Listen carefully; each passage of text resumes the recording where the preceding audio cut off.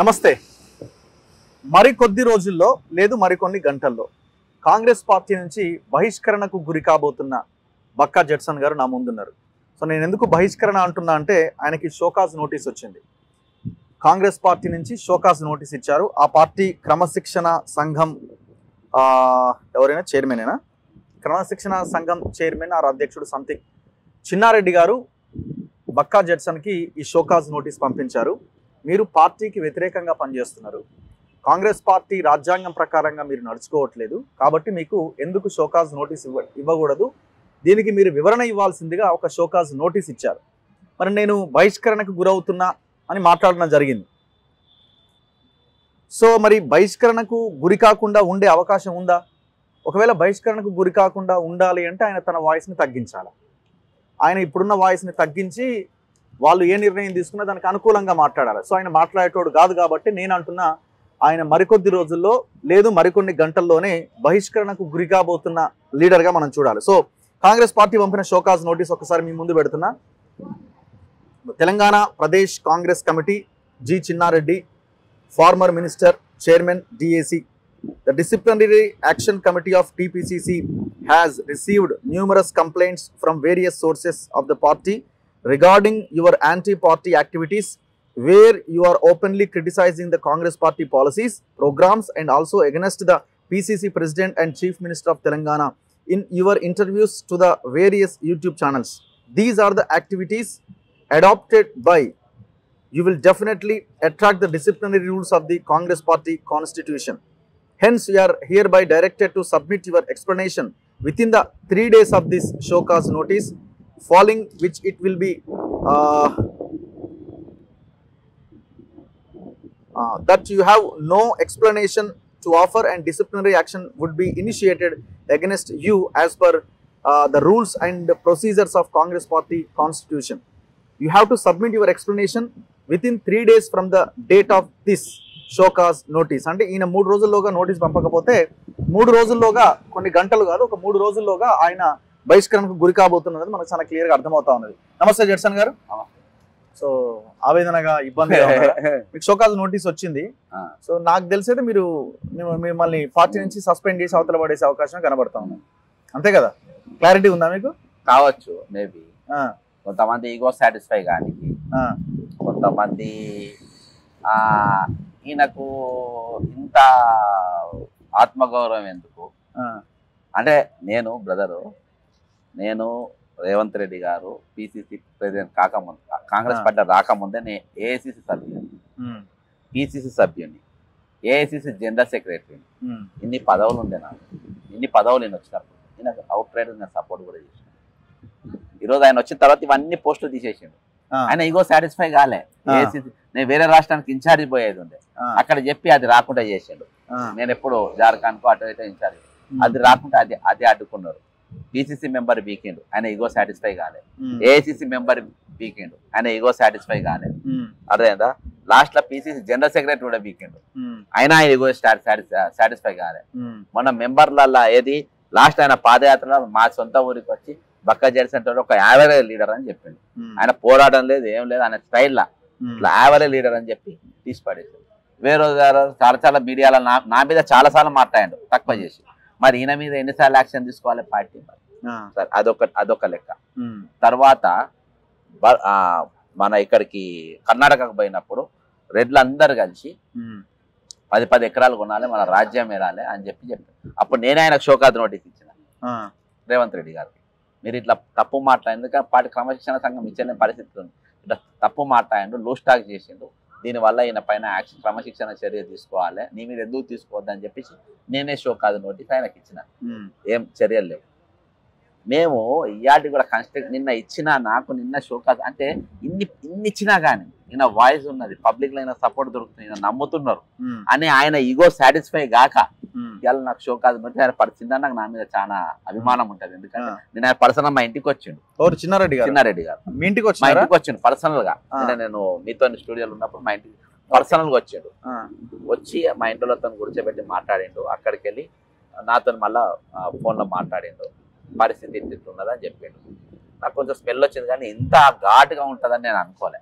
అంటే ఇంత అక్కసు వెళ్ళగక్కే తీరుగా ఉంటుందని నేను అనుకోలేదు. నేను అనుకుంటే ఇది గాంధీ భవన్లో టైపింగ్ అయ్యేది కాదు, టైప్ రేవంత్ రెడ్డి గారి ఇంటనే టైప్ అయి వచ్చి సంతకం అయింది అన్నట్టుగా నేను చూస్తున్నా, అందులో చూస్తుంటే. ఎందుకంటే ఎన్నో కంప్లైంట్లు వచ్చినాయి, ఏ అమ్మాయి కంప్లైంట్ ఇచ్చారు. నేను వినయ్ భాస్కర్ మీద బక్క జెడ్సన్ తప్ప వేరే వాళ్ళు ఎవ్వరు కూడా తిట్టాలి. ఆయన మీద షార్ట్ షీట్ తీసిన. అరుణ్ రమేష్ అనేటువంటి మీద నేను 2-3 రోజుల టికెట్ ఇచ్చిన, నీవు ఇచ్చిన క్యాండిడేట్ పండుకున్నా, నీ క్యాండిడేట్ వచ్చి ఎంక్వైరీ చేయండి రేవంత్ రెడ్డి గారు. వర్ధనపేట్ల నాగరాజ్ అనే అభ్యర్థి ఆయన ప్రచారం టికెట్ తీసుకొని 4 రోజులు పండుకుంటూ దావకంలా ఎలక్షన్ల ముందు నా పైసలు దొంగలెత్తుకపోయి అమ్ముకుంటాను. నేను ఫీల్డ్ మీద బూతుకు తిరిగిన, అక్కడనే పార్టీకి వ్యతిరేకంగా పనిచేసిన. ఎర్రబెల్లి దయాకర్ రావు పైన నేను శ్రీనిధి స్కామ్ మొత్తం ఇప్పుడు సిఎస్ఆర్ సన్ఫీల్డ్స్ మీరు ఇప్పుడు మాట్లాడుతున్నాను, నేను సంవత్సరం క్రితమే ఇది పెద్ద స్కామ్ నడుస్తుంది. ఇదే విద్యాసాగర్ రెడ్డి అనేటోడు శ్రీనిధి ఫండ్స్ తీసుకుపోయారు కలిసి, ఆయన మీద షార్ట్ షీట్ తీసి అక్కడ నేను కొట్టాను. ఇవాళ 7 సార్ల తర్వాత ఇవాళ ఓడిపోయినట్టే ఎట్లా అనుకుంటున్నాను. వరంగల్ జిల్లాలో ఒక్కొక్కటి తీసుకున్నా. సేమ్ వనపర్తి నిరంజన్ రెడ్డి పైన నేను షార్ట్ షీట్ తీసిన, ఇంత మంది మీద నేను షార్ట్ షీట్ తీసిన, దాదాపు ఒక 20 షార్ట్ షీట్ తీసిన మొన్న ఎలక్షన్. అంతకుముందు ఎంతో మంది ఎమ్మెల్యేలు మంత్రుల పైన నేను పోరాటం చేసిన. ఈ రోజు మీరు వాళ్ళ పేర్లు తీయటం మీదనే ఇద్దరు. నిన్ను ఏడ పార్టీకి మీరు బహిరంగ నాకు చెప్పి తీరాలి. నేను ఇచ్చుడు కాదు రిప్లై, మీరు నాకు రిటర్న్ ఇవ్వాలి. అంటే పడేయని బ్రదర్, ఒకటి బహిష్కరణ ఏదన్నా చేయండి, ఏదన్నా చేయండి. 34 years కాంగ్రెస్ పార్టీ బంధాన్ని మీరు ఎట్లా వదిలేసుకుంటారు? ఈ 34 ఏళ్ళల్లో నేను పార్టీకి ఏం చేసినానంటే నా యవ్వనాన్ని మొత్తం, నా యవ్వన రక్తం పోసినాను కాంగ్రెస్ పార్టీకి. కాంగ్రెస్ పార్టీకి ఇవాళ నా ఇల్లు చూడు, అదే సింగల్ బెడ్ ఫ్లాట్ ఉంటాను నేను. కాంగ్రెస్ పార్టీకి నేను రూపాయి సంపాదించలే. కొన్ని రేవంత్ రెడ్డి గారు ఎప్పుడు నాకు రూపాయి ఇయ్యలేను, ఇన్ని కేసులు కొట్లాడుతుంటే వద్దు. ఎప్పుడన్నా ఒక రూపాయి ఇచ్చినావా రేవంత్ రెడ్డి గారు? ఒక్క రూపాయి ఇచ్చినావా నువ్వు కేసు కొట్లాడుతున్న జెడ్సన్ నీ రూపాయిని దగ్గర పెట్టుకొని ఒక ఇన్ని పిటిషన్ టైప్ కొట్టిస్తున్నా. పిటిషన్ ఒక పేపర్ టైర్ కావాలంటే 200 రూపాయలు అయితే అన్న ఒక పిటిషన్ అంటే. ఒట్టి పేపర్ ఖర్చు, కోర్టు సబ్మిట్ కు 100 పేపర్లు ఇవ్వాలి. మీరు చూసింది కదా, నేను అప్పులు తెలంగాణను గుద్దబెట్టి ఇస్తున్నారు. కొన్ని 7-8 వేల డాక్యుమెంట్లు అవి ఎన్ని పైసలు. ఒక్క రూపాయి గాంధీ భవన్కి నువ్వు నాకు ఇచ్చినావా ఏ రోజన్నా కొట్టడానికి? నేను నా పైసలు పెట్టిన కాంగ్రెస్ పార్టీ, నా కష్టం పెట్టిన, నా రెక్కల కష్టం పెట్టిన, దానికి మీరు జవాబు చెప్పాలా? మీరు అప్రిషియేషన్ చెప్పడానికి మీకు రాదు.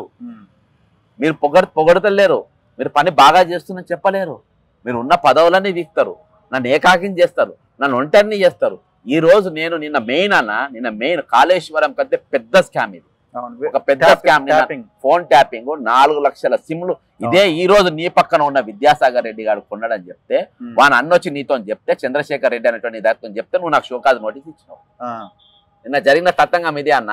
ఎప్పుడైతే నేను సిపి ఆఫీస్ పోయినో అక్కడికి వెళ్ళి నేను ఎక్కడైతే 4 లక్షల సిమ్లు అది బయట పెట్టినో, ఇది ఎక్కడెక్కడో మాకే చుట్టుకునేటట్టు. ముఖ్యమంత్రి పక్కన ఉండేటోడు ఎవడన్నా చంద్రశేఖర్ రెడ్డి అనేటోడు కూర్చుంటాడు. వాడు పక్కన వాళ్ళ అన్న దగ్గర పోయి వాడు చెప్పిండు, సార్ పార్టీకి ఇట్లా చేస్తే ఎట్లా చేయాలని చెప్పేసి. నువ్వు యాంటీగా మాట్లాడే, ఏం యాంటీగా మాట్లాడున్నావు చెప్పవే? నువ్వు మోడీకి అన్నా అని చెప్పినావు, అది పార్టీకి యాంటీ. మోడీ ఈ రోజు రాహుల్ గాంధీకి శత్రువు, మన బ్యాంకులను సీజ్ చేసారు. నేను బడాబాయ్ అని అంటే ఏంది?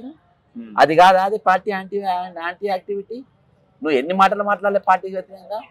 ఇప్పుడు పార్టీ సభ్యునిగా, పార్టీ కార్యకర్తగా, పార్టీ నాయకుడిగా పార్టీ రాజ్యాంగం ప్రకారం మీరు నడుచుకోవాలి.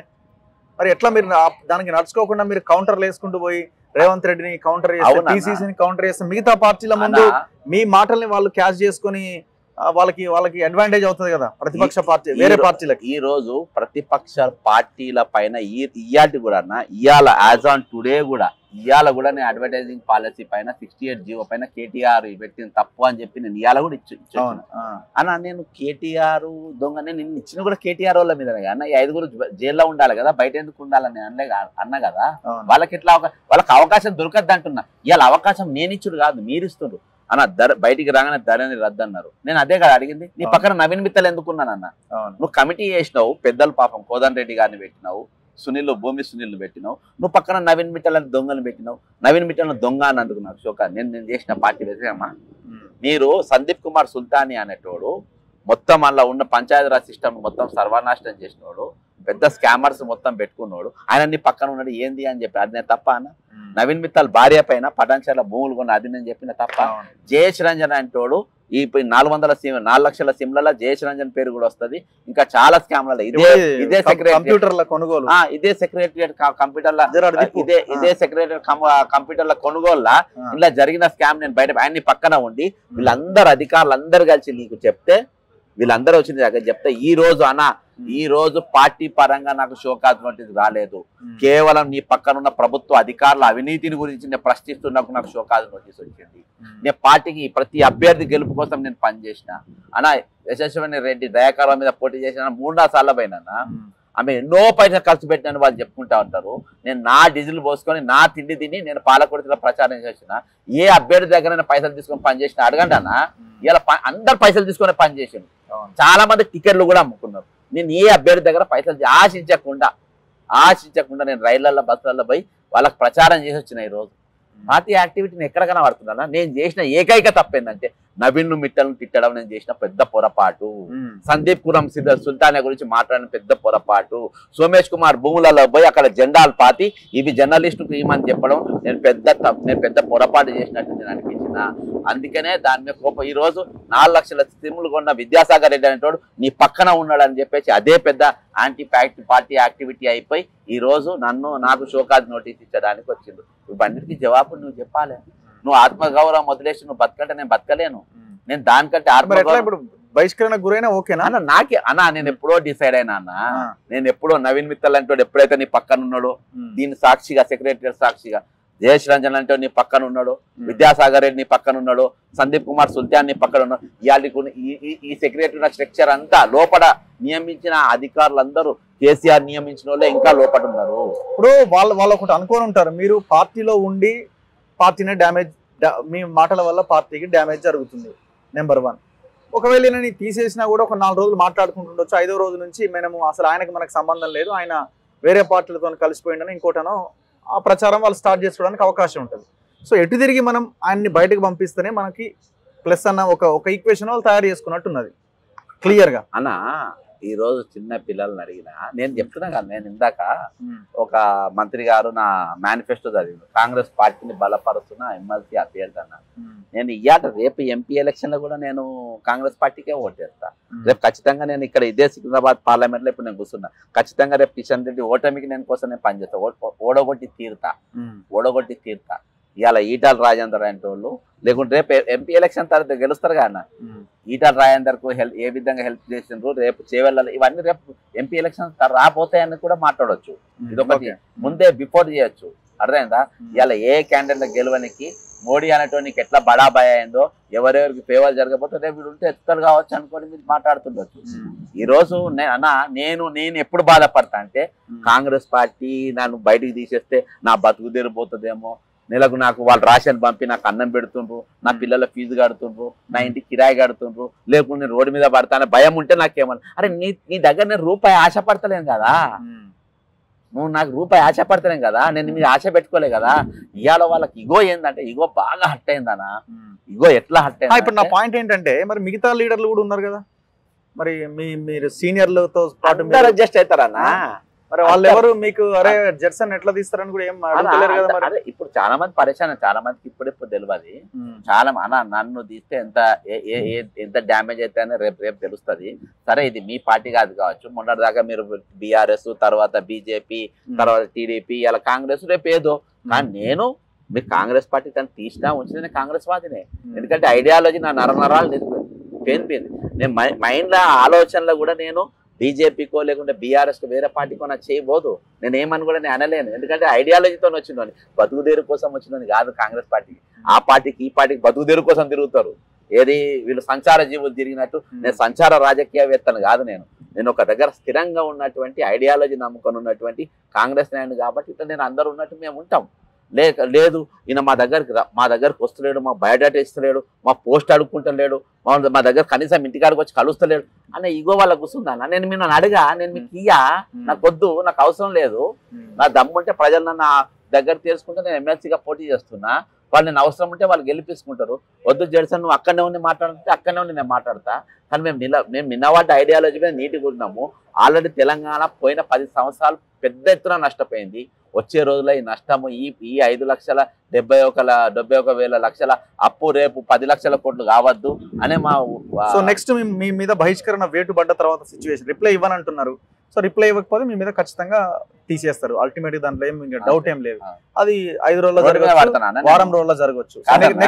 నెక్స్ట్ మీ కార్యాచరణ కాదన్నా. ఎట్లుంటది? నేను రోడ్డు మీద అయితే పడగలను. రోడ్డు మీద పడేది ఏముండదు. ప్రజల వద్దనే వేరే ఉంటా. పార్టీలోకి ఏమైనా అలా పోతారా లేకపోతే నేను ఎప్పుడు నా మళ్ళీ మీరు ఎమ్మెల్సీకి కంటెస్ట్ చేస్తున్నారు? 100% ఇలా వాడుతున్నా. అని అక్కడ కూడా నేను చాలా మంది అడిగిండ్రు. ఇవాళ తెలంగాణ పబ్లిక్ రేవంత్ రెడ్డికి కృతజ్ఞతలు చెప్పుకుంటున్నా. ఎందుకంటే మీరు కాంగ్రెస్ అభ్యర్థా, మీరేం అభ్యర్థి అని చెప్పలేక చచ్చిపోయినా.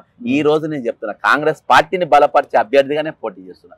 వన్స్ అగైన్ కాంగ్రెస్ పార్టీని బలపరిచే అభ్యర్థిగా బక్క జెడ్సన్, వరంగల్, పార్టీ అవతలకి నెట్టేసినాక మళ్ళీ కాంగ్రెస్ పార్టీ చెప్తున్నా. పార్టీ అవతల నెట్టొచ్చానా, నేను ఐడియాలజీ చెప్తున్నా. నేను కాంగ్రెస్ పార్టీ ఐడియాలజీతో నేను ఉన్నా. నేను ఈ రోజు ఇది వీళ్ళతోని వీళ్ళు పవర్ కోసం ఉందన్న. పవర్ వెళ్ళిపోతే వెళ్ళిపోతారు. పవర్ కోసం వీళ్ళు వస్తుందని వచ్చిండ్రు. ఇది రాకుండా పవర్లోకి వెళ్ళిపోతారు. మన దానికోసం లేవు కదా అన్న. బీజేపీలో కూడా ఉంటారు అన్న. వాళ్ళు ఒక ఐడియాలజీ కోసం ఉంటారు. చాలా మంది పదవులు లేకుండా ఉంటారు వాళ్ళు. అట్లనే మేము కూడా కాంగ్రెస్ పార్టీ ఐడియాలజీతో ఉన్నాం కాబట్టి నేను ఆ విధంగా నేను ఏది బలపరిచే కార్యాచరణ అన్న ఇది కొనసాగుతా ఉంటది అన్న. ఇది కంటిన్యూ అవుతుంది.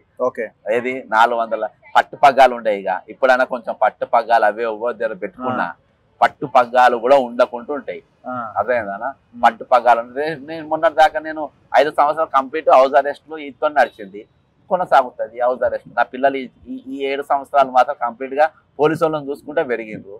రేపు పోలీసు వాళ్ళని చూసుకుంటేనే వాళ్ళ లైఫ్ లో సెటిల్ అవుతారు కావచ్చు. ఫైట్ చేద్దామన్నా. నాకు నేను ఫ్రీ బర్డ్ కాబోతున్నా. నన్ను పార్టీకి వెళ్ళి టోటల్ గా బహిష్కరిస్తే I will be the free bird. నేను ఫ్రీ బర్డ్ ఉంటా.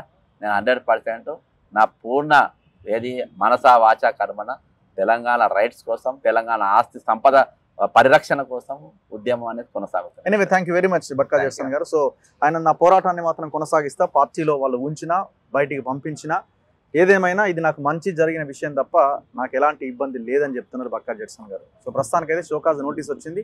3 రోజుల్లోగా ఆయన రిప్లై ఇవ్వాలి. ఆయన రిప్లై నేను ఇవ్వను అంటున్నారు. సో వాళ్ళు నోటీస్ పంపించారు కాబట్టి దాని మీద యాక్షన్ తీసుకునే అవకాశం ఉంది అని చెప్తున్నారు కాబట్టి ఖచ్చితంగా ఒక 3 రోజుల తర్వాత ఆయన మీద వేటు వేసే అవకాశాలే కనిపిస్తూ ఉన్నాయి.